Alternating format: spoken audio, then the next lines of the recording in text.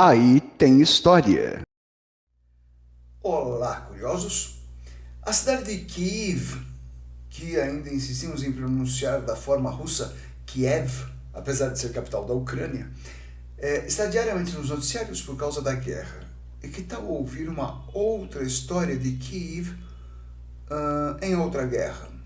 Vem comigo que aí tem história. Em 1941, a Alemanha nazista iniciou a Operação Barbarossa, a invasão da União Soviética.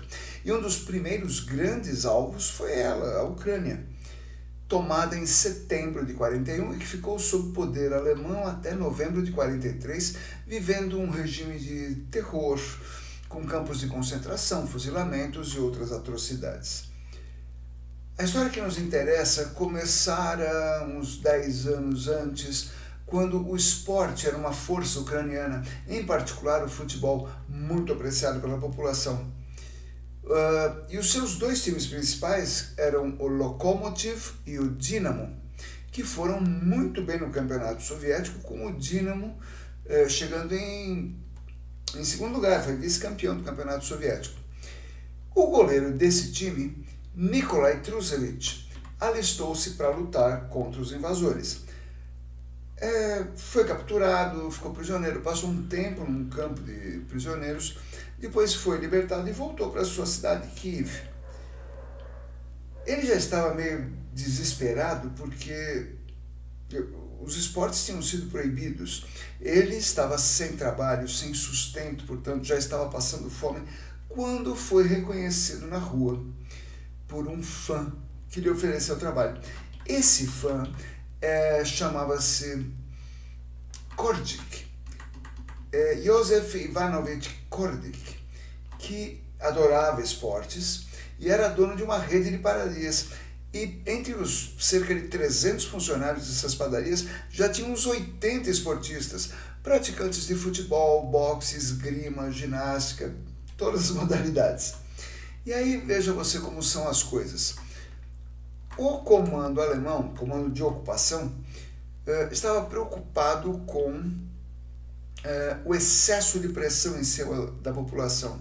Precisava de uma válvula de escape. Então eles decidiram que eles podiam jogar futebol. Podiam até organizar um torneio. E aí o fanático por esportes, Kordik, deu a ideia: ô Trozevich, que tal formar um time?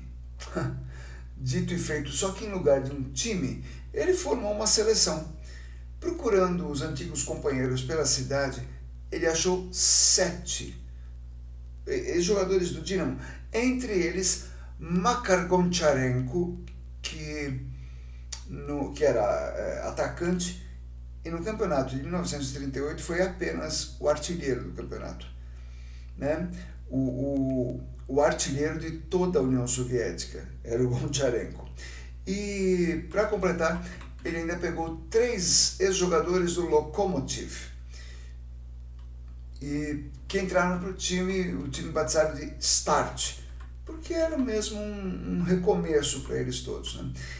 Em campo estaria a maior força do futebol ucraniano, ainda que todos eles trabalhassem mais de 12 horas por dia nas padarias, estivessem mal alimentados e tal, mas eram muito bons de bola. E vieram as goleadas, primeiro contra os times amadores de Kiev, depois contra as forças de ocupação.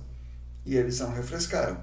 Foi 6-2 no exército húngaro, 11-0 no exército romeno, 5-1 contra o MSG UAU da Hungria. E o comando alemão começou a ficar preocupado, porque esses caras, afinal, eram prisioneiros, estavam dando uma sensação de vitória muito grande para o povo, que deveria sentir-se oprimido. Então, em 6 de agosto de 1942, veio o jogo contra o Flakelf, o time da Luftwaffe, que era a Força Aérea Alemã, que tomou de 5-1. Nova partida foi marcada para daí 3 dias, né, em 9 de agosto. Antes do jogo, o juiz, que era um oficial da SS, foi ao vestiário avisar que todos tinham que fazer a saudação nazista, Heil Hitler e tal.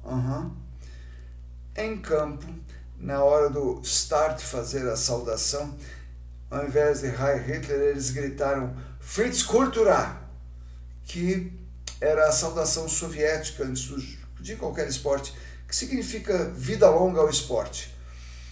No intervalo, os alemães já perdendo de 3-1, nova visita do juiz no vestiário, que avisou, olha, é para perder o jogo, viu?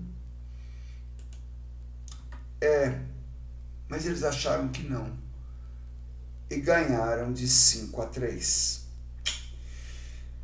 Ganharam o chamado Jogo da Morte.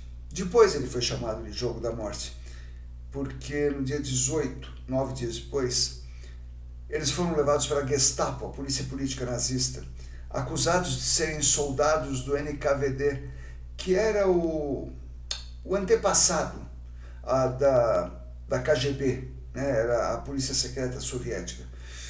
E aí torturas, mortes, execuções, poucos sobreviveram.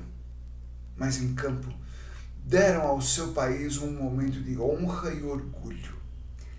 Em 1981, inspirado nesse episódio, foi feito o filme Fuga para a Vitória, com Michael Caine, Sylvester Stallone, Pelé fez parte desse filme. Foram vários outros filmes, livros, todos uma pálida ideia de um momento único. É isso.